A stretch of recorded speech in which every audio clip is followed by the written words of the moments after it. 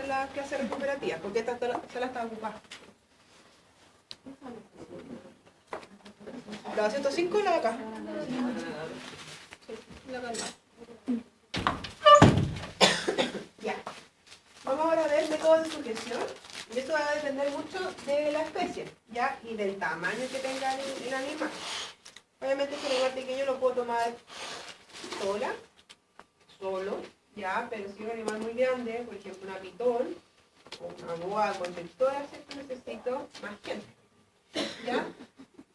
Y en el caso de la serpiente, la relación es una persona por metro, ¿ya? Entonces si la pitón mide 5 metros, necesito 5 personas por metro. ¿Ya? Siempre hay que tener cuidado con la cavidad oral, especialmente de las serpientes, ¿ya? Pero los lagartos muerden bastante fuerte y las tortugas también, a pesar de no tener dientes, tienen su cavidad oral como una guillotina. Entonces, aprietan muy fuerte y duele bastante. ¿Ya? En el caso de la serpiente, evitar que se enrollen en uno. Ya cuando son chiquititas, entretenidos, de mover, que se empiecen a enrollar, pero no lo hagan, no se acostumbren. ¿Ya? Aquí tenemos una foto, está súper antigua, de una pitón que, fíjense la cantidad de personas que somos, 1, 2, 3, 4, 5, ya, somos 6 personas, la pitón medía 5,5 metros. Y fíjense el diámetro también que tiene. Entonces la tratábamos de afirmar y uno ocupaba toda su fuerza, igual te movía la serpiente, con la fuerza que tiene, ¿ya? Entonces obviamente aquí el que más debe tener cuidado es el que está afirmando en la cabeza y el que está afirmando la cola, para que no se le vaya a enrollar. Ya, son serpientes con mucha fuerza. ¿Ya? Esta es la forma en que se afirma la cabeza de una serpiente cuando la serpiente es grande, ¿ya? Si la serpiente es pequeña, yo puedo utilizar 2 dedos, ¿cierto? Y detrás de la mandíbula, ¿cierto? Lo puedo afirmar y con el dedo índice le afirmo la cabeza. Entonces de mantenerla estática, ¿cierto? Y que no vaya a abrir su boca y con eso ya la puedo revisar y con una boca le puedo abrir la vía oral, ¿cierto? Examinar, qué sé yo. Ya, pero esa es la forma como se toma. En el caso de los reptiles, si los reptiles son pequeños, puedo utilizar una sola mano, ¿cierto? Inmovilizando la cabeza para evitar de que se gire a morderme, ¿cierto? E inmovilizando los miembros para evitar de que me vaya a rasguñar, ¿ya? Entonces yo la tomo en esa posición y luego estiro levemente al paciente para que quede estiradito, ¿cierto? Y no me vaya a atacar.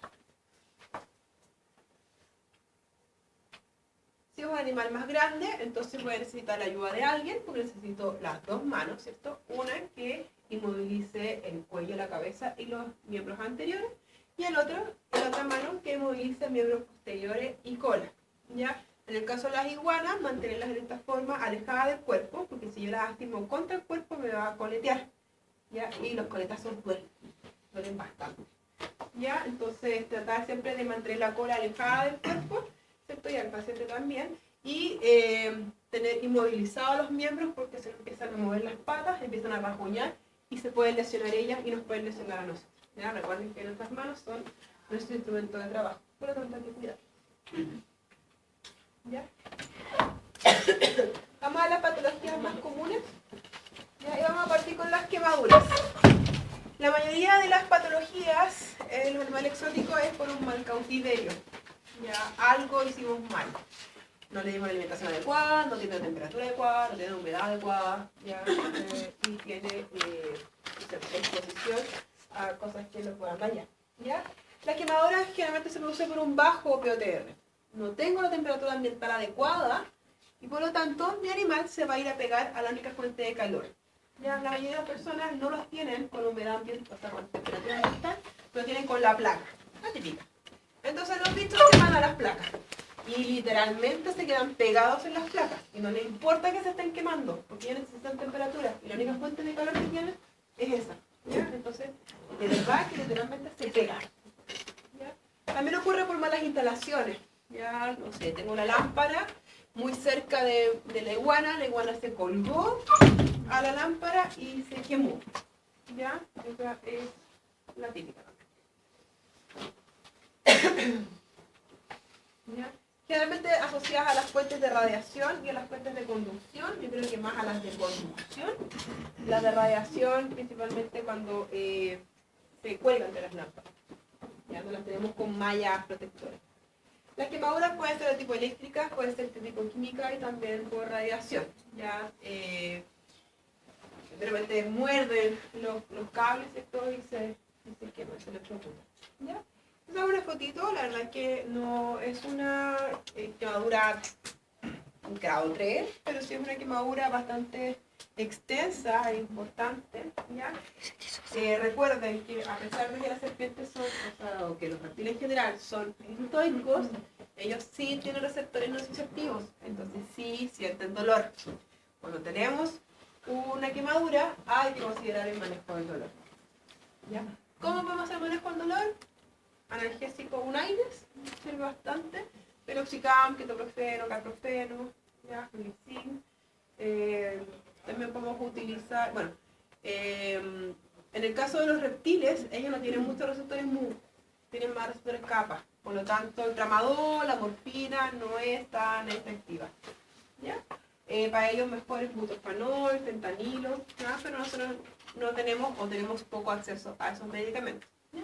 En el caso de que el dolor sea mucho, uno podría instilar unas gotitas de lidocaína, ¿ya? No es bueno inyectarla, la lidocaína es tóxica para los reptiles, pero sí instilar un poquitito podría eventualmente ayudar. ¿Ya? Yo no lo uso mucho, yo no uso la lidocaína en reptiles, pero eventualmente podría servir si es que el dolor es mucho. ¿Ya?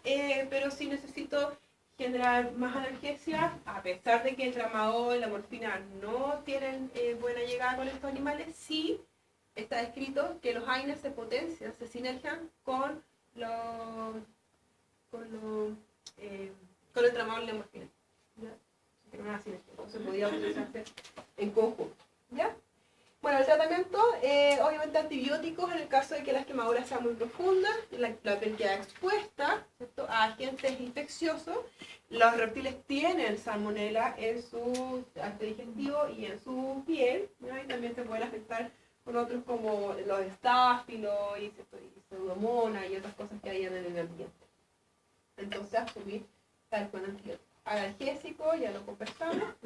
Y obviamente en el caso de que se necesite hacer curaciones, hacer vendajes, poner parches, en el caso, por ejemplo, de que haya mucha pérdida de tejido, un parche hidrocoloidal para generar tejido de granulación, parche parafinado para generar tejido de cicatrización, o también podemos utilizar parches de miel, o sea, hacer curaciones, ¿cierto?, con miel, con azúcar, para evitar infecciones, etc. ¿Ya? Ahí podemos tenemos varias opciones dependiendo de lo que uno necesite. ¿Ya? Otra cosa importante es la hidratación. Ya el paciente cuando tiene heridas muy extensas por quemaduras pierde mucha hidratación. ¿Ya? Entonces es importante hidratarlos y ojalá poder hacerles baños siempre y cuando no afecten a los vendajes. ¿Ya? Ahora, con respecto a la enfermedad nutricional, la más común es el hiperparatiroidismo nutricional secundario, o también llamado enfermedad metabólica ósea. ¿Ya? Que en sus siglas es EMO, enfermedad metabólica ósea. Bien. El EMO se produce por una alteración en la triada del calcio, la vitamina D3 y la OD. Ya hablamos un poco en la parte de radiación. Esto es una triada, ¿ya? Entonces, para que se ocurra un buen metabolismo del calcio, yo necesito, obviamente, la ingesta de calcio de forma exógena por el alimento o por suplementación nutricional. Para que este calcio se fije en los huesos, necesito que la vitamina D esté en circulación como D3, ¿ya? Que es la vitamina D activada, que pesca este calcio y lo mete a los huesos, ¿ya? Y para que se active esta vitamina D, necesito la radiación ultravioleta, ¿ya? Existen algunos suplementos vitamínicos que vienen con vitamina D3 activada. Entonces algunas personas dicen, no es necesario ponerle radiación cuando tenemos la vitamina D3 activada porque ya está activada, ¿ya? Pero yo creo que eso es independiente. O sea, UVB pónganle igual aunque tenga suplemento de vitamina D3. ¿Ya? Entonces, cuando falla uno de estos, predispone a que tengamos enfermedad metabólica. No saco nada con darle mucho calcio en la dieta si no tengo la vitamina D activada. Ya, no hay una radiación. No me sirve de nada tener mucha vitamina D si no tengo calcio. ¿Ya? Entonces, todo esto es un complemento. Ahora, esta patología es más de animales herbívoros y de insectívoros, ¿ya? Y de jóvenes en crecimiento. Los carnívoros, la verdad es que es raro encontrar esta enfermedad. Y en vía silvestre obviamente no existe. Es más una enfermedad de cautiverio. También ocurre en el caso de los insectívoros, principalmente en el caso de los insectívoros, cuando hay un desbalance en la relación calcio-fósforo. La relación normal de calcio y fósforo debería ser de 2:1. 2 de calcio por 1 de fósforo. 1:1 es aceptable, pero lo ideal siempre es que sea 2:1. Los insectos están súper desbalanceados y generalmente tienen más fósforo que calcio. ¿Ya? Entonces, si yo doy una dieta exclusivamente con insectos y no suplemento a los insectos con calcio o no suplemento mi reptil con calcio, puedo llegar a tener enfermedad metabólica ósea. ¿Ya? Ahora se lo dije, insectivo llega con el crecimiento. Y existen dos formas de presentación de la enfermedad metabólica ósea. Una es la aguda, que es lo que vamos a ver, esta hipocalcemia, ya tetánica, que también ocurre en las perras cuando están pariendo y las ven que empiezan como a temblar. Ya, eso es hipocalcemia. En el caso de la enfermedad metabólica ósea aguda también vamos a ver eso. Vamos a ver que el animal empieza con tremor, ¿cierto? Con convulsiones en casos más severos, ya, pero generalmente parten con los tremores, ¿ya? Puse ahí entre paréntesis huevos porque ocurre principalmente la aguda, ocurre cuando están en época de oposición. Ya la hembra empieza con generación de huevos y tiene tantos huevos y que empieza con hipocalcemia. Ya, porque gasta el calcio que necesita para los huevos y gasta el calcio que necesita para la contracción. Recuerden que el calcio también ayuda a la contracción de la musculatura lisa. ¿Ya? Entonces, ahí va perdiendo mucho calcio y si no tiene una buena dieta, entonces tenemos la presentación aguda. ¿Ya? Y también está la presentación crónica, que por lo menos en mi caso es la que más me ha tocado, que es porque el cuerpo necesita calcio. Entonces, ¿de dónde saca calcio? De los huesos. Al sacar calcio de los huesos los empieza a debilitar. Y al debilitarse el cuerpo empieza a reaccionar. Como no tiene calcio para reparar este hueso, lo empieza a reparar con lo que tiene. Y genera al final como una especie de cartílago. El hueso se transforma, se fibrosa y queda como una especie de cartílago. ¿Ya? Entonces cuando yo toco a mi reptil, siento que los miembros están duros. Ya no se siente como el musculito y abajo el huesito, sino que uno siente una estructura dura, muchas veces rígida, que no se puede mover. Y saca una radiografía y tiene las cosas. Acá hay algunos signos clínicos. Obviamente el paciente va a estar con letargia, no va a querer moverse, ya especialmente si es un caso crónico como tenemos fracturas patológicas o mucho daño, obviamente eso genera dolor. Entonces no va a comer, ¿cierto? Va a estar letárgico, va a estar con dolor, ¿ya? Y bueno, la anorexia es por el dolor y obviamente es por la falta de calcio. Le cuesta deglutir, no puede deglutir por la falta de calcio, ¿ya? Y obviamente podemos encontrar paraparesia, fracturas patológicas, ¿ya? Y lo que se llama mandíbula de goma, que lo vamos a ver, tengo una fotito, que es que la mandíbula como que se ensancha, ¿ya? Y se ve como gorda. Y eso ocurre principalmente en las iguanas, cuando son jóvenes, ¿cierto? Aparece esta mandíbula de goma. Ya, esta es la Yuli.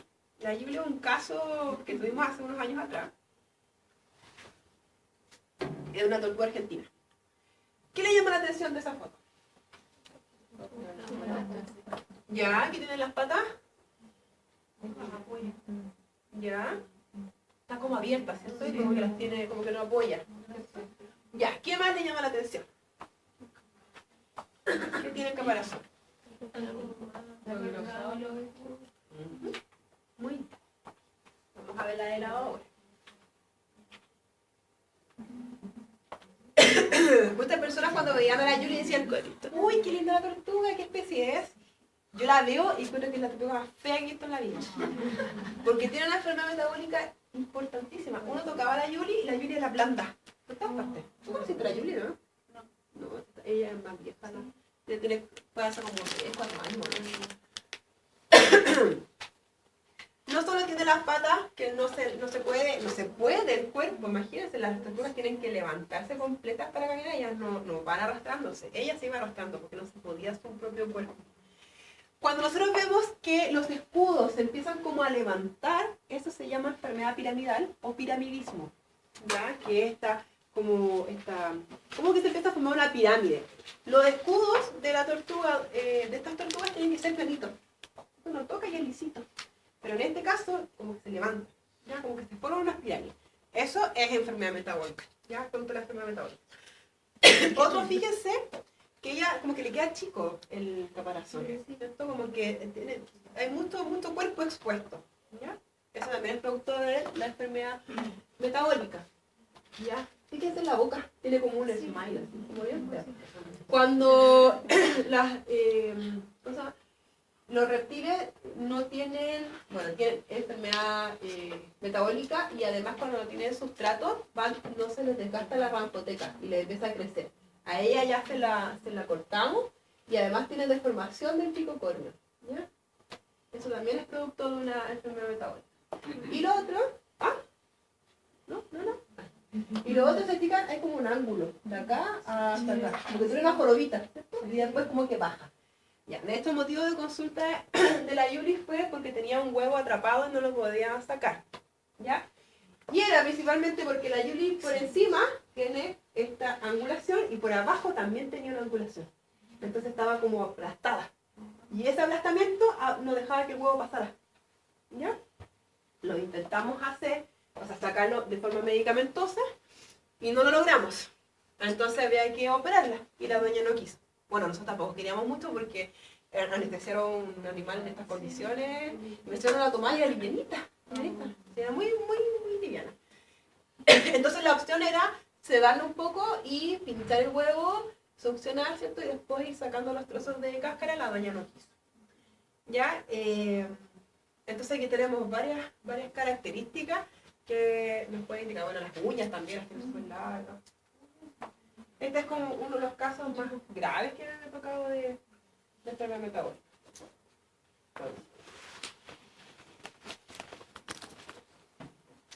Acá tengo una radiografía. Fíjense el feto, ¿cómo está? ¿Se fijan? Ya está engrosado y tiene además zonas radiolúcidas. El hueso no debería ser así, el hueso debería estar lisito, ¿cierto? Ese radio opaco, completo. Ya, y fíjese aquí también que se ve como curvo el hueso. ¿Ya? Eso es porque se está viendo todo afectado. Y también, fíjense en el tejido blando. El tejido blando también se empieza como a engrosar, como a inflamar. ¿Ya? Entonces uno toca esto y están todas las estructuras, está todo rígido, todo duro. ¿Ya? Incluso al animal le cuesta caminar, porque también fíjense en las articulaciones. Las articulaciones también se ven afectadas. ¿Ya? Entonces esto obviamente al animal le duele un montón y además le cuesta movilizarse. ¿Ya? Bueno, la pelvis también se ve fea. Esta es la mandíbula de goma.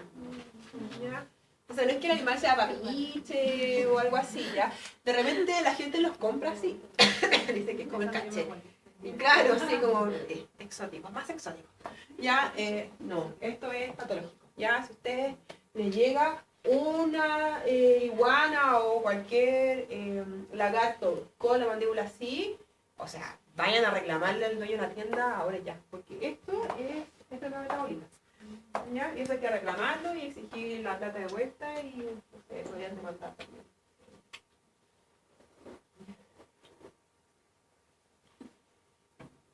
Este es un dragón barbudo que llegó a consulta porque lleva muchos días sin comer y sin defecar.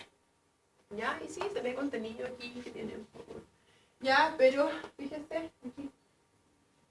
¿Alcanzan a ver el hueso? ¿Está chueco? ¿Está chueco? Ya, creo que tenía otro hueso más chueco, pero no me acuerdo cuál era.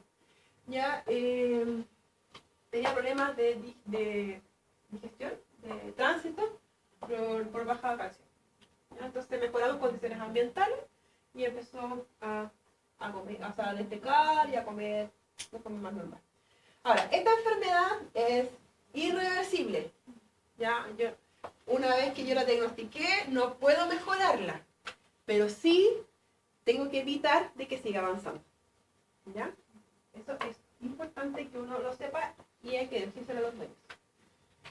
Ya, el diagnóstico se hace obviamente primero a partir de los signos clínicos, ¿cierto? Recuerden que siempre la clínica es la que manda.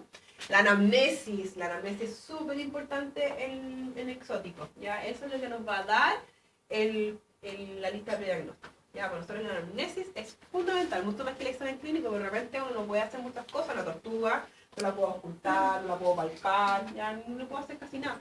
Entonces, por eso la anamnesis es fundamental, ¿ya? Y una vez que tengan mis sospechas, la radiografía es la que me da el diagnóstico definitivo. Ya voy a ver ahí los huesos estos de sus.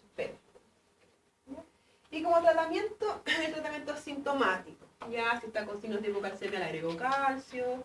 Ya mejoro condiciones ambientales. Etc. Ya si está con dolor, manejo el dolor. ¿Ya? Los baños ayudan bastante, no solamente para hidratar, sino que también ayudan para la motilidad gastrointestinal. ¿Ya? Y bueno, en algunos casos tenemos que poner sondas esofágicas para dar alimentación.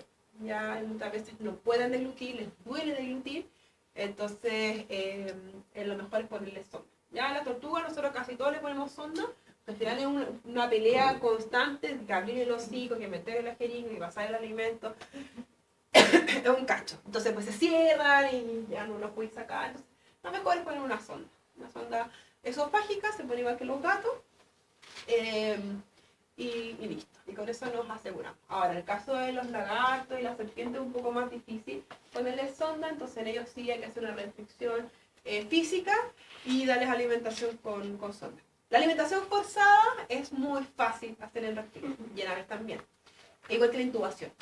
Es muy fácil. Uno abre el hocico y sabe al tiro dónde hay que hacerlo. Porque ellos tienen la glotis, la entrada del sistema respiratorio en la base de la lengua.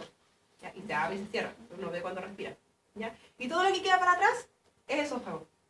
¿Ya? Entonces es muy fácil. O sea, el que se equivoca lo hizo a propósito, porque en verdad es muy difícil equivocarse. ¿Ya? Es meter la jeringa hasta el fondo, ¿ya? O la sonda de alimentación hasta el fondo. Ellos no tienen reflejo de vómito ni náusea. Entonces no es como que yo meto la sonda y la va a vomitar como el perro, por ejemplo, como el gato. No. No, ellos no. Uno pone nomás la cuestión, pasa el alimento, listo. ¿Ya? Y dejar un ratito ahí boca arriba para que no caiga el alimento por rebalse, o sea, por gravedad, ¿cierto? Y listo. Es muy fácil hacer. ¿Ya? Obviamente dar suplementos vitamínicos, suplementos minerales, son animales que tienen una alimentación súper deficiente, entonces hay que mejorar su alimentación de todas formas. ¿Ya? Y obviamente las condiciones ambientales. Darle un buen POTR para que su sistema inmune se empiece a activar, para que su metabolismo se empiece a activar, ¿cierto? Y evitar de que esto siga avanzando. ¿Ya? Y radiación ultravioleta. En el caso de las fracturas, la idea siempre es estabilizarlas. ¿Ya? Pero esto ya es un cacho para todo. Es un tremendo desafío cuando tenemos un paciente con fractura, porque no podemos ponerles clavos intramedulares, porque no podemos ponerles placas, porque no tenemos dónde agarrarlo, ¿ya?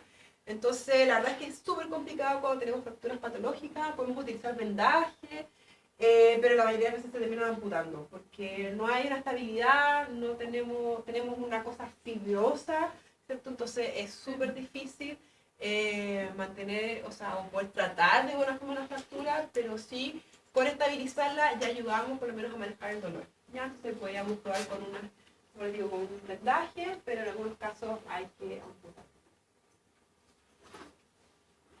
Ya, en el caso de las neumonias, existen dos opciones por las cuales yo voy a presentar cuadros de neumonía.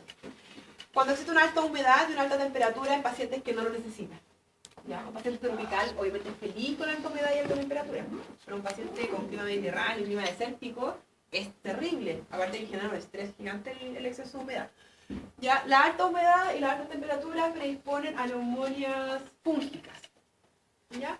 Y lo más común, especialmente acá en Chile, es la alta humedad y las bajas temperaturas, especialmente en zonas costeras, ya donde hay mucha vaguada, mucha humedad. Bueno, acá también igual realmente hay alta humedad. ¿Ya? Entonces, alta humedad, bajas temperaturas, fijo que vamos a tener neumonía, principalmente bacterianas. ¿Ya?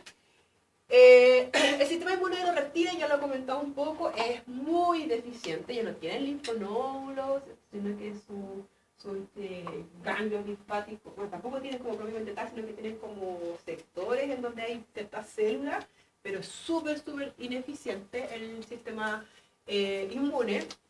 Y si además yo lo tengo con baja temperatura, ¿cierto? Con mucha humedad, con un estrés metabólico, con una mala alimentación, entonces el sistema inmune va a ser peor todavía.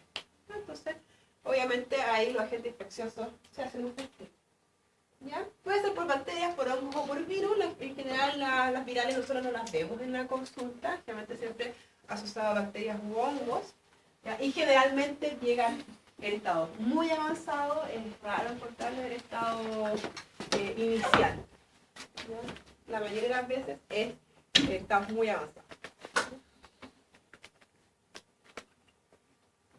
Y el diagnóstico, obviamente, anamnesis, examen clínico no nos ayuda tanto, la radiografía. Cuando nosotros nos llegan tortugas a la consulta, casi el 100% de las tortugas nosotros sacamos radiografía. Ya siempre hay que revisar, especialmente como les comentaba al principio, tienen estos pulmones como sacos, que no tienen diafragma, entonces no pueden toser, no pueden eliminar secreciones, y cuando le empiezan a eliminar ya son cuadros muy avanzados. Solamente podemos tener a una tortuga que está más tranquila, no está comiendo, ha bajado de peso, ¿ya? Entonces nosotros tenemos que empezar a buscar cuáles son las causas. Pero lo primero que tengo que hacer es sacar una radiografía, ¿ya? Para ver cómo están esos pulmones. Y para determinar cuál es el agente que nos está generando esta neumonía, hacemos un lavado pulmonar, ¿ya? El lavado pulmonar, la verdad es que también es súper fácil de hacer. Tenemos que sedar al paciente, ponemos una sonda, ¿cierto? Por la tráquea, llegando hasta pulmón, se pone suerito, ya, las cantidades van a depender del peso y de la especie, no me acuerdo en este momento cuánto es. Se aplica el suerito, hace un shake, ¿cierto? Y después sacamos, ¿ya? Y ese contenido se manda a cultivo de antibiograma. Mucho cuidado cuando manden a cultivo de antibiograma muestras de reptiles, porque generalmente la mayoría de los laboratorios tienen como un pool ya predeterminado de cuáles son los antibióticos que van a usar, ¿ya? Pero hay antibióticos que en reptiles no se usan. No hay nada escrito, por ejemplo, el uso de amoxicilina en reptiles, ¿ya? Entonces no me sirve de que pongan amoxicilina dentro del pool de antibióticos que vamos a revisar, ¿ya? Entonces, yo lo que recomiendo es revisar, ¿cierto?, cuáles son los antibióticos que tienen dosis descritas para reptiles, para el reptil que ustedes están viendo, ver cuáles son los que ustedes tienen en la consulta o accesibilidad a esos fármacos y llamar al laboratorio. ¿Sabes que te voy a mandar una muestra? Tengo un lavado pulmonar, una tortuga con neumonía y necesito si me puedes hacer el antibiograma con tales antibióticos o tal grupo de antibióticos, ¿ya? Y así es mucho más eficiente para ustedes, porque si me pone que es sensible la amoxicilina, cefadroxilo y ese tipo de medicamentos, no me sirve nada porque no tengo la dosis. Entonces, ¿cómo sé que yo me voy a tratar bien a ese nivel? ¿Ya? Entonces, mejor siempre tener un buen contacto con el laboratorio. Y obviamente el tratamiento en base al diagnóstico. Si es una neumonía fúngica, le doy un antifúngico. Si es una neumonía bacteriana, le doy un antibiótico, ¿cierto? De acuerdo a mi cultivo y antibiograma. Y obviamente todo lo que tiene que ver con el ambiente. Mejorar PTR, subir temperatura, bajar humedad, ¿cierto? Y obviamente el pronóstico es reservado. Ya les comenté que generalmente llegan en etapas muy avanzadas y las neumonías en todas las especies es complicado, más en los artrópodos. ¿Ya? Entonces hay que avisar a los dueños que el pronóstico, o sea, que puede que nos vaya mal. Las radiografías que se toman en reptiles generalmente son 3, ¿ya? Bueno, en la serpiente generalmente es una, por las formas que tiene. Pero en el resto, en los esquamatas, generalmente, y en los lagartos y en las tortugas generalmente son 2, o sea, 3. La laterolateral, la craneocaudal o anteroposterior y la dorsoventral. Estas dos vistas tienen que ser con el haz horizontal, ¿ya? No las hagan con el haz vertical. ¿Por qué? ¿Alguien se imagina por qué no sirve con el haz vertical? Tiene que ver con el tema anatómico.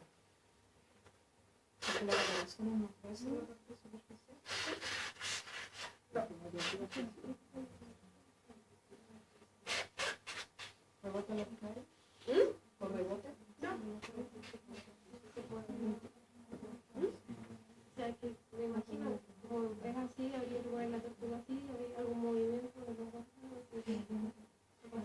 Claro, eso es. Como no tienen diafragma, tienen todo en su cavidad celómica. Entonces, si yo tengo que levantar a la tortuga, los órganos se van a ir hacia el pulmón. Entonces puedo tener falsos positivos. De hecho, pasó con una colega que me llamó porque tiene un hotel canino, pero alguien le pidió si podía cuidar a la tortuga. Ella le cuidó a la tortuga, no castraba mucho la tortuga empezó a dejar de comer. Entonces sacaron la radiografía y pescaron a la tortuga, la levantaron, ¿cierto? Obviamente con guantes y todas las protecciones radiográficas, ¿cierto? Y salió algo en el pulmón. Como que tenía una masa en el pulmón. Era un granuloma. Se me llama, me dice, Sole, ¿qué hago? Porque tengo una tortuga con una masa en el pulmón y no sé qué hacer porque la doña está en Europa, no puedo hablar con ella, qué sé yo. Le digo, mándame la radiografía. Cuando manda la radiografía, efectivamente se veía en el pulmón una mancha. ¿Ya? No era como esta, era más blanquita. Era como una telita, medio transparente. Medio radiolució la masa. Entonces le pregunté cómo salió la radiografía. No, la pescamos y la levantamos. Era el estómago. ¿Ya? Entonces, por eso no lo hagan así porque podemos tener falsos positivos. Era la vista lateral y dorso. Lateral, cráneo caudal o antero-posterior y dorso ventral. Esa obviamente tiene que ser con la vertical, ¿sí? El dorso ventral. O pongo al bicho ahí, encima del chasis y tomo la radiografía. ¿Ya? Si el animal es muy pesadito, se arranca o alguna cosa, lo pueden poner en una cajita. Ya, obviamente no es que no sea una cajita de metal, porque no se va a ver la radiografía, pero un tupper, unos plásticos, sale súper bien la radiografía. Sin tapa. Ya, porque la tapa sí puede generar algún... Pero sin tapa uno pone una cajita, ¿cierto? Ahí, que te quede tranquilito y no dispara. Estas sí tienen que ser con el ajo horizontal. Nosotros ponemos a nuestro paciente en un pedestal, ya en una cajita, en la que encuentran por ahí. Esto se pone, el haz se cambia, ¿cierto? Para que quede horizontal y se saca la radiografía. De esta forma y de esta forma también. Colgando el bicho, ojalá con la cabeza hacia afuera. Entonces ahí podemos ver el pulmón. Este animalito está con una sonda de alimentación. ¿Lo ven? Acá está bien, ¿no? Por aquí va el nudo, pero tiene una sonda de alimentación que lleva muchos días sin comer. Mucho tiempo sin comer. Y entonces nosotros podemos ver aquí que está su pulmoncito, ¿ya? Pero tiene una leve neumonía aquí, porque el borde del pulmón, esto es este de acá. Entonces veo yo que dentro de ese límite hay un poco de secreción. ¿Ya? Y en esta vista, que se ubica en el mismo paciente porque ahí está la sonda, ya aquí tenemos un pulmón, aquí tenemos el otro, ¿ya? Y en esta zona se ve un poquito blanquita, aquí debería verse más bien negro, ¿ya? Esta radiografía está chueca, entonces por eso veo esos pilares, ya que no deberían verse, ¿ya? Y acá abajo veo el estómago que está medio, como que da la impresión de que estuviera metido en el campo, ¿ya? Pero eso es porque la radiografía está medio chueca. Pero sí, esto de aquí no es normal, ¿ya? Entonces está con un cuadro de neumonía ahí. Esto sí es más importante. Fíjense acá que el pulmón, o sea, por el único lugar donde respiras por este pequeño espacio, porque eso es lo único que está radiolúcido, el resto está todo radiopaco. Ya, y el pulmón llega hasta aquí. Ya, entonces ya tiene una neumonía hasta aquí. Ya, entonces tiene una neumonía importante. Y si nos vamos a esta vista, ya, solamente aquí hay un poco de aire y aquí hay un poquito de aire. Y todo el resto está blanco. Entonces tiene una neumonía importante. Ya. Bueno, los traumatismos muy comunes por mordidas de perro, las perrosis que le decimos nosotros, las mordidas de perro muy comunes, los atropellos, las caídas, ¿ya? Y en el caso de la iguana, existe la necrosis avascular de la cola. Esto está ahí con un asterisco, porque no siempre es producida por traumatismo. Cuando la iguana coletea demasiado, ¿cierto? Y se golpea la cola, puede generar esta necrosis avascular, ¿ya? Pero también puede ser por retención de muda, que se estrangula la cola, y también puede ser por causas idiopáticas, ¿cierto? Y espontáneas. Entonces, no siempre es producto de un traumatismo, pero sí el traumatismo predispone a que aparezca esta necrosis. ¿Y qué es lo que ocurre? Se necrosa la cola, ya generalmente parte en la punta de la cola y va ascendiendo hacia la base de la cola. Entonces lo que uno tiene que hacer es pescar la cola y quebrarla, ya, cortarle la cola, sacársela, ¿cierto? La parte negrosada y obviamente dejar tejido sano, ¿ya?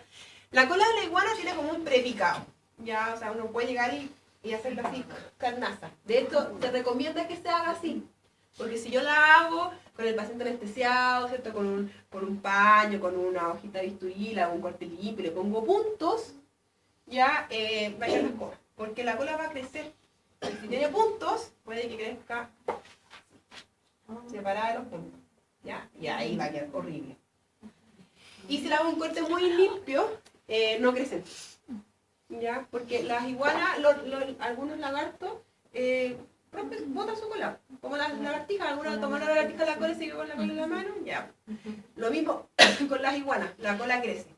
Ahora, el problema es que la cola que crece es una cola horrible, horrible, porque es una cola como negra, cafezosa, es súper fea. Y entonces, ojalá nunca se le rompa la cola a una iguana, pero en el caso de que tengamos necrosis, hay que sacarla, porque si no se va a necrosar toda la cola. Esta es la flor. La flor era de una colega que se lo dejó encargar a una amiga, y a la amiga se la arrancó, se salió por la ventana y la agarraron los perros.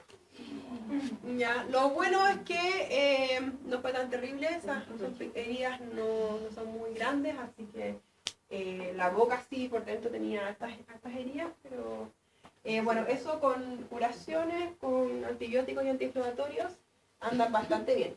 Cuando nosotros vamos a medicar a un paciente reptil, siempre es súper importante la temperatura.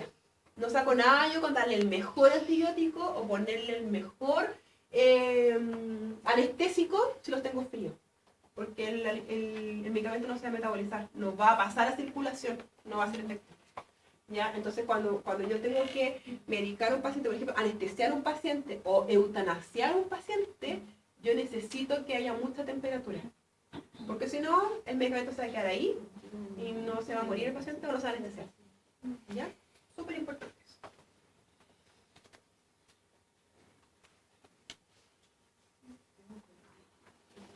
Ya, esto es una perrosis.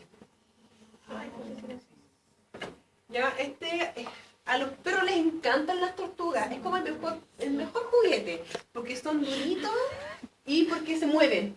Entonces, para ellos, claro, entonces para ellos es lo más entretenido que hay. Ya, cuidado con los perros. Se comió todo el caparazón. Ya, pero tuvimos suerte que no hubo conexión con cavidad celómica. Cuando hay conexión con cavidad celómica, el pronóstico pasa de reservado a desfavorable a altísimo. ¿Ya? Porque esto después se puede regenerar, pero cuando hay comunicación con cavidad celómica puede quedar dentro algún agente infeccioso, alguna bacteria, algo así, y esto va a quedar hermético. Con temperatura, con humedad, sin oxígeno, entonces es súper rico para que las bacterias ahí hagan de las suyas. Y las tortugas se pueden demorar hasta 1 año en morir. Pueden agonizar durante 1 año. Es súper difícil matar a una tortuga. ¿Ya? Pero la idea tampoco es que pase 1 año completo agonizando. No es la idea. ¿Ya? Entonces, pues el pronóstico cambia de reservado a desfavorable cuando tenemos comunicación con cavidad celómica. ¿Ya? Esto, la verdad es que tiene un pronóstico un poco más favorable, pero esto es súper lento. O sea, que al dueño hay que bajarle al tiro las revoluciones, tranquilo, esto va a durar mucho tiempo. Ya se demora, ¿se regenera? Sí, se regenera, pero se demora mucho regenerar. Entonces aquí vamos a estar constantemente yendo a la clínica a cambios de vendaje, a evaluar el tema de los analgésicos, que tampoco le puedo dejar analgésicos por 5 meses. ¿Ya? Antibióticos sí, pero analgésicos no. Entonces ir viendo cuándo le doy analgésicos, cuándo no se los doy, ¿cierto? Y ir evaluando, evitar de que esto se nos vaya a infectar, obviamente, ¿cierto? E ir viendo la recuperación. Ya, pero esto es súper lento. Aquí tenemos otro. Aquí el perro estuvo bien entretenido jugando con la tortuga. Y tiene sus hoyitos de ahí, ¿cierto? Los colmillos. ¿A alguien se le ocurre cómo puedo saber si esos colmillos, esos hoyitos, tienen comunicación con cavidad celómica o no? Sí. Bien, así es. Le tiro un chorrito de suerito y si salen burbujitas es porque hay conexión con cavidad celómica. ¿Ya? Entonces, cuando hay conexión con cavidad celómica, especialmente así, porque son hoyitos muy chiquititos, no los voy a tapar por ningún motivo, ¿ya? Pero, pucha, dejarlo abierto, la verdad que tiene un pronóstico más o menos. Ya, si hubiese sido solo de ramillones, no hay problema. La tortuga me va a quedar rajuñada, pero vamos a andar bien. Pero si estos hoyitos tienen conexión a cavidad celómica, no le damos mucho futuro a la tortuga. Igual hay que hacer algo, obviamente. Esto es una tortuga que la dejaron hibernando dentro de una bodega y se la comieron los ratones.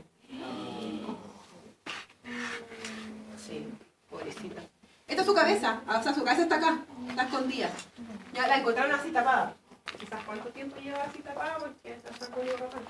Y como está con hibernación, no tiene opción de reaccionar. Ya, así que le hicimos curaciones y fue súper lento. De hecho, ni se quedó, no me acuerdo si volvió, es que no la paciente envió. Pero con curaciones, con todo eso, entonces esto empieza a regenerar, pero es súper lento. Así que hay que decir a dueños paciencia, mucha paciencia. Esta es otra tortuga que la mordió un perro y le comió la pata. Ya, este es huesito. Ya, le mordió toda la patita. Y esto la verdad es que igual tiene buen pronóstico porque, ¿se fijan? Le comió solamente los escudos marginales y no hay comunicación con cavidad celómica. Obviamente le va a faltar un miembro, pero dentro de todo igual puede vivir así. Ya, esto obviamente se tiene que curar, ¿cierto? Limpiar, asegurarse de que no hay infección para luego cerrar. Ya, las heridas, las mordidas de perro o de gato o de lo que sea, no las cierren al tiro, no lo hagan nunca. Ya lo he visto muchos colegas porque es infección que ingresa en la herida. Ya, y si yo la cierro, se va a infectar, sí o sí. Ya, entonces por muy extensa que sea la herida, no la cierren, porque van a puntos de acercamiento, pero jamás la cierren. Ya, que lo he visto mucho que llegan con la herida cerrada y después la piel desprendida que uno que hace con la necrosis que ocurre. ¿Ya? Entonces nos aseguramos de que no hay infección y de ahí uno cierra. ¿Ya? Y si a la tortuga le cuesta mucho, uno puede poner una ruedita. Ya, una ruedita de auto, ¿cierto? Le pone como en la base, ¿cierto? Obviamente la ruedita tiene que girar. ¿Ya? Entonces uno le puede poner una base pegada al plastrón y la ruedita ahí para que puedan caminar. Ya está súper bien. Esta es la tortuga que se cayó de un 5.º piso, me parece.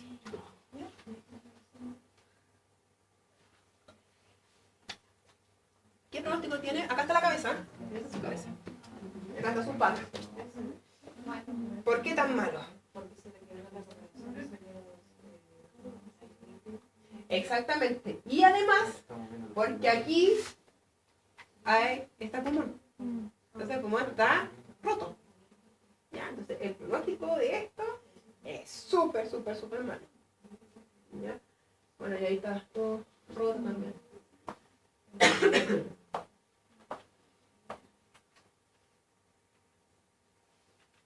Aquí tenemos la tortuga que la dueña la atropelló. Ya tiene todo fracturado el aparato. Esta tortuga, indicación de eutanasia al tiro. Y aquí nada de que intentemos hacer algo. ¿Por qué? Primero, si se fijan arriba, tiene intestinos, asas intestinales hacia afuera, esas asas intestinales están estrangulándose. Y lo otro, porque hay huevos. ¿Ya? Eso es una yema de un huevo. Es un huevo sin calcificar. Entonces, si tenemos huevos afuera, adentro está el omelette de vísceras. Ya están todos los huevos reventados. ¿Ya? Entonces, eso se lo omite sí o sí. Si hay vísceras exteriorizadas y hay huevos, eutanasia. Al tiro. No se piensa, no se discute, no se habla con el dueño. ¿Ya? O sea, hay que hacerlo y hay que hacerlo. Obviamente siempre el dueño es el que decide, pero hay que convencerlo porque esto es muy mal pronóstico. Y lo otro, fíjense, que tiene una fractura. Si tiene una fractura cruza. Acá. Ya, se conecta con el otro lado. Y estamos pasando la columna. ¿Ya? Entonces puede que haya daño neurológico, ¿cierto? Asociado a una fractura de columna. Y está quebrantera. Esto es muy mal pronóstico. Eso es indicación de eutanasia. que ya no son tan terribles y que, y que a lo mejor hay conexión con cavidad celómica y que está el riesgo de infección y todo, igual hay que hacer algo. ¿Ya? Cuando son, por ejemplo, fracturas como estas que no afectan el sistema neurológico y la tortuga está bien, entonces nosotros podemos hacer reparaciones. Nosotros demoramos más o menos como 4 días en reparar una fractura, ya, porque primero hay que lavar, ya, analgésico, antibiótico, y de ahí vamos a hacer la reparación, ¿ya? La reparación igual se demora. Nosotros lo que hacemos acá es poner estos, que son como unos tubitos metálicos, que son los pasapiolas, esos que son pasadores de las piolas metálicas, que son como para firmar las piolas cuando uno les hace como una vuelta. ¿Ya? Pero en el fondo es un tubo metálico, ¿ya? Y lo pegamos. Nosotros usamos resina hipóxica, porque la resina hipóxica no genera calor. Hay gente que usa metacrilato y epoxipol, pero genera mucho calor, y ese calor genera dolor y genera necrosis. Entonces, con los años, se va a caer eso, ¿ya? Entonces nosotros usamos resina hipóxica. Y ponemos tubitos a cada lado. Y siempre la fractura mantenerla lo más limpio posible, ¿ya? Eso en el día ya 2 o 3. Y el último día nosotros lo que hacemos para cerrar la fractura la cerramos con amarracables. ¿Ya? Entonces alguien me firma la fractura, ¿cierto? Que se mantenga estable, y yo paso un amarracable de tubito a tubito y después con otro amarracable cierro. ¿Y esto queda? ¿Ya? Ahora, existen otras formas. Hay gente que usa sutura, un nylon, ¿cierto? Hay gente que usa alambre para hacer claje. Hay gente que le pone tornillito, un tornillito a cada lado, y con alambre quirúrgico para hacer cerclaje, ¿cierto? Lo va cerrando. O también hay gente que usa estos como ganchitos de la ropa, estos que son negritos que se enganchan, uno a cada lado y con una sutura. También puede ser. Ya existen distintas formas, pero a mí me gusta más esto porque se ve más estético. ¿Ya? ¿Y cuánto tiempo? Déjenlo. Ya, déjenlo. Esto se demora en reparar. Entonces, en verdad, decir al dueño, relájese, esto en algún momento de la vida va a reparar, no se estrese. Pero eso se hace siempre cuando necesita salida de aire de los pulmones, pues se puede hacer aún, aunque tenga salida de... Cuando son fracturas en los pulmones es más complicado. Ya, nosotros hacemos esto cuando son fracturas más hacia atrás, cuando no hay fractura pulmonar. Ya. Siempre está en riesgo de que haya infección, porque esto queda hermético. Nosotros nos demorábamos unos días en limpiar, asegurarnos de que por lo menos la carga bacteriana es mínima. ¿Ya? Cuando hay pulmón, igual se puede hacer, pero es más complicado, porque el pronóstico es distinto, ya por el daño pulmonar que hay asociado a eso. Pero cuando son más hacia atrás, que no tocan pulmón, la verdad es que nos andamos relativamente bien.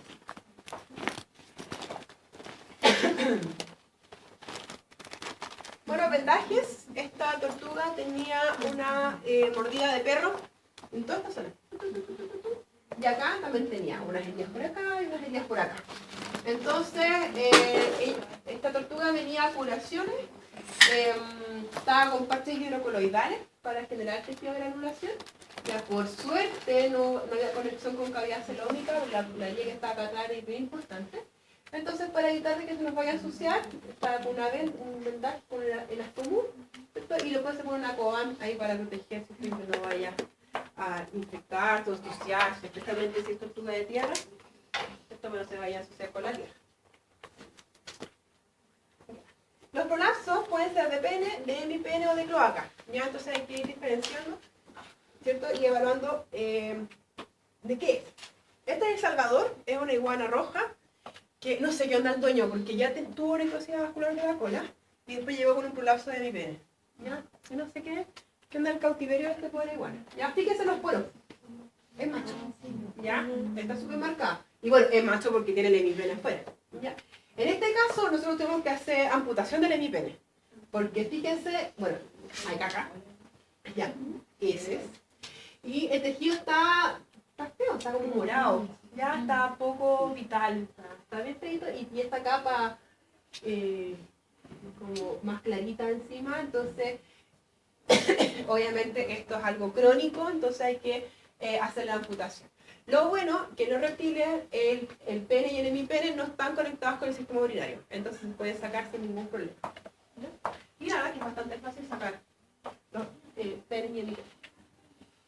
En este caso, la serpiente también tenía un prolapso de cloaca, ¿ya? Y a simple vista se ve como bien feíto, pero luego que se sacó todo el material externo, se ve que el tejido está bastante vital, está bien rosadito, sí, está inflamado. Entonces uno puede hacer reposición de este tejido, ¿ya? Yo recomiendo cuando el tejido está muy inflamado poner un poco de agua con azúcar o poner suero glucosado, ¿ya? En este lugar por un rato, porque eso ayuda a desinflamar y ahí uno puede volver a poner en su posición. Ya, en el caso de recidiva, un puntito, ¿cierto? Para evitar que se vaya a salir, lo mismo que se hace en perro. ¿Sí? Ya, este es el pene. ¿Se alcanza a ver? Es como una flecha. ¿No se alcanza a ver? Sí. Ya. Ahí está. Este pene igual está un poquito feo, porque debería ser un color como gris, medio negruzco, ¿ya? Entonces está medio feito. Este es un prolapso de cloaca, ¿ya? Entonces la cloaca como que se vertió y se salió. ¿Ya? En esos casos, como les digo, yo recomiendo agüita con azúcar o suerito glucosado, dejarlo un rato ahí para que se desinflame y luego reposicionar. En este caso, esto fue una mordida. La hembra le mordió el pene al macho y si se fijan, tiene como un pedazo ahí colgando. ¿Ya? Entonces eso hay que sacarlo. No le puedo dejar el pedazo ahí colgando. ¿Ya? Entonces, la verdad es que es súper fácil hacerlo, porque uno anestesia al paciente y hace... ¿Tuvo cirugía? Estamos teniendo. Está en cirugía. Ah, ya. Entonces hacen una transficción como si que fuera un ovario, o sea, un útero. ¿Ya? Ya. Se mete por el medio, transficción para acá, vuelta, nudo y se corta. ¿Bien? Nada más. ¿Ya? Muy fácil. ¿Bien? Este fue también mordida, pero creo que fueron peleas entre machos. Cuando ustedes sospechen de mordida, no intenten reposicionar. Saquen al tiro el pene, extirpenlo al tiro. Porque se fijan que hay unas heriditas. ¿Ya? A una colega le pasó con una tortuga que tenía heridas, entonces hizo una buena curación, reposicionó el pene, dejó antibiótico antiinflamatorio y después se infectó. Y la cloaca después era una salsa de pus. ¿Ya? Entonces mejor no, mejor saquenlos al tiro. ¿Ya? Ahí se ven las mordidas. Ya, entonces cuando vemos eso, no, sáquenlo. Ya, mejor sacarlo, nos ahorramos muchos problemas. Ya, la retención de huevos puede ser ovulatoria o preovulatoria. ¿Y cuál es la diferencia? La ovulatoria es porque el huevo está calcificado y la preovulatoria el huevo no está calcificado. Esa es la diferencia. Y generalmente en los lagartos es preovulatoria y en las tortugas es ovulatoria. ¿Ya? Entonces, bueno, aquí no se nota mucho, pero acá tenemos un huevo. Bueno, no lo delimité muy bien. Pero ahí hay un huevo. Acá hay otro huevo. Acá hay otro huevo. ¿Ya? Este es un éxtasis preovulatorio. ¿Ya? Porque los huevos no están calcificados. Por eso cuesta un poco verlos. ¿Ya? Pero yo sí voy a ver signos clínicos asociados. O sea, generalmente hembra, en época reproductiva, en donde está muy débil, no está comiendo, no se mueve. Entonces yo saco una radiografía y me encuentro con esto. ¿Ya? Eso hay que utilizar. ¿Ya? Y en el caso de del éxtasis ovulatorio, de la retención de huevos de tipo ovulatorio, yo veo los huevos que están calcificados. Entonces se ven. ¿Ya? Pero yo veo solamente los huevos que están calcificados. Pero si yo veo esta cantidad de huevos, o sea, la cantidad de óvulos que hay, son por millón. ¿Ya? Entonces eso hay que esterilizar. Ahora, una cosa importante. Si yo veo un huevo en la radiografía, no es tan terrible. ¿Ya? O 2 huevos, o 3 huevos. De repente pasa, y hay mucha gente que lo hace, que lleva a sus tortugas a control. Y en el control le sacamos radiografía. Una vez al año, ¿cierto? Le sacamos la dorsoventral, la lateral, la anteroposterior. Esto para tener un registro. ¿Ya? Y hay veces que vemos huevos. El paciente está sano, no tiene, o sea, come normal, está súper activo, su vida toda normal, entonces, pero tiene esos huevos. Esos huevos no los pesquen, ya es un hallazgo, no hay problema. A no ser de que a la radiografía posterior el huevo se vea medio deforme o se vea demasiado calcificado, entonces ahí sí podríamos pensar en sacar el huevo, ya, pero en general cuando hay poca presencia de huevos, no es tan terrible. ¿Ya? Uno le puede hacer baño, muchas veces los baños con agüita tibia botan el huevo. ¿Ya? No es tan terrible. Pero si yo veo esta cantidad de huevos y mi paciente no come, está bajo de peso, está súper decaída y qué sé yo, entonces obviamente ese es el problema y le tengo que sacar los huevos.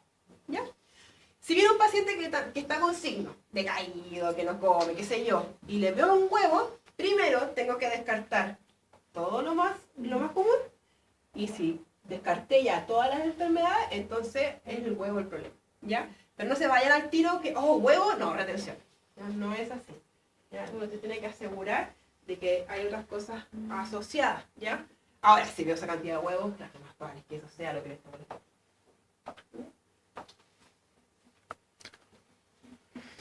Ya. Estas son dos serpientes. Por si acaso. Acá hay una. Y quita la otra. ¿Ya? Y quita los huevos.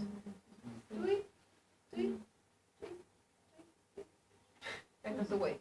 ¿Ya? Es un preovulatorio. Y bueno, ¿cómo lo hacemos para sacar los huevos? ¿Ya? Nosotros siempre primero lo que hacemos es intentar de que los bote sola. Entonces le ponemos calorcito, ¿cierto? Ponemos un sustrato. Esta es la fibra de coco. Un sustrato adecuado, porque obviamente no tienen sustrato donde botar el huevo. Entonces no los botan. Obviamente no tienen la temperatura.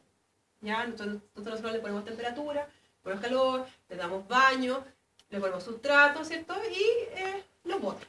¿Ya? Muchas veces no lo hacen así, entonces nosotros le podemos poner calcio. ¿Ya? Por parte de calcio no botan los huevos. Y oxitocina. Pero la oxitocina la verdad es que no está descrita, pero no es tan eficiente. Más eficiente es el calcio. Y si no los botan, ahí recién se va a cirugía. ¿Y cómo se hace la cirugía? Se hace una ventanita en el plastrón con un Dremel. Yo voy cortando, corto un cuadradito y saco esta ventanita. Y al ingresar a la cavidad celómica, mucho cuidado porque hay dos vasos sanguíneos pasando por ventral. Ya, si rompo esos vasos sanguíneos, mata al paciente. ¿Ya? Entonces hay que correrlos con cuidadito y ahí uno ingresa a cavidad celómica. Y puede hacer la extracción del oviducto y después al cerrar, nosotros usamos resina hipóxica, entonces lo cerramos con resina hipóxica.